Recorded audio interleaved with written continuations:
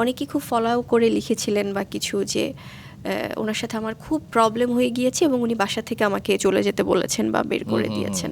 বের করে দিয়েছেন বুবলিকে। এক্স্যাক্টলি, মানে এই জিনিসটা না সম্পূর্ণ মিথ্যা ছিল। এবং যিনি, আমি বাংলাদেশ প্রতিদিনে এটা প্রথমে এসেছিল, আমি নাম করে উল্লেখ করেই বলছি, কারণ কি এখান থেকে এটা এত জনপ্রিয় একটি পত্রিকা ভাইয়া, এবং সবাই খুব বিচক্ষণতার সাথে কাজ করেন, যারা যারা সম্মানিত সাংবাদিকরা আছেন বা যারা সম্পাদক আছেন বা প্রত্যেকেই, এত সুন্দর একটা বন্ডিং আমাদের তাদের সাথে অ্যাজ অ্যান আর্টিস্ট এবং তাদের পত্রিকা হোক বা যেভাবে।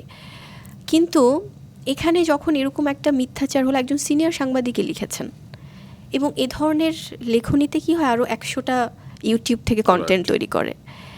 এবং যখন আমার সাথে কথা হয়েছে শাকিব খান, উনি বলছে আমি এটা তো এ ধরনের কোনো কথা। তো যখন এটা আসলো, এবং কিছুদিন আগেও আমি দেখলাম সেম পত্রিকাতে সেম সাংবাদিকই, খুব জ্যেষ্ঠ একজন সাংবাদিক, তিনি মানে ইচ্ছে মতো আমার জন্ম তারিখ চেঞ্জ করে, আমার ডেট চেঞ্জ করে, সাল চেঞ্জ করে উনি ওনার মতো করে লিখলেন। তো এটা হয়তো ওনার কোনো পছন্দের মানুষ দ্বারা উনি হয়তো বায়াসড হয়ে লিখেন, কিন্তু ইথিক্সের জায়গাটা থাকা উচিত আমি বলবো। কারণ এই ধরনের মিথ্যা বয়ানগুলোতে কি হয়, হয়তো বা কারো মধ্যে মনোমালিন্য থাকলে সেটা কিন্তু আরও বেশি বেড়ে যায়।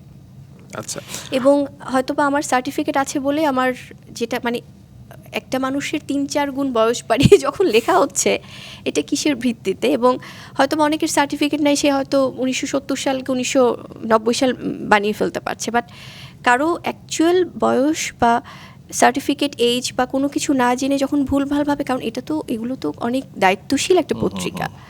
সো আমি বলবো যে আমাদের মিডিয়াতেই আমরা যারা আছি সবাই প্রচণ্ড দায়িত্বশীল ভাইয়া, সবাই খুব কোঅপারেটিভ, কিন্তু তার বাইরেও কিছু কিছু জিনিস আছে যেটাতে হয়তো বা আরও আগুনে ঘি ঢেলে দেয়।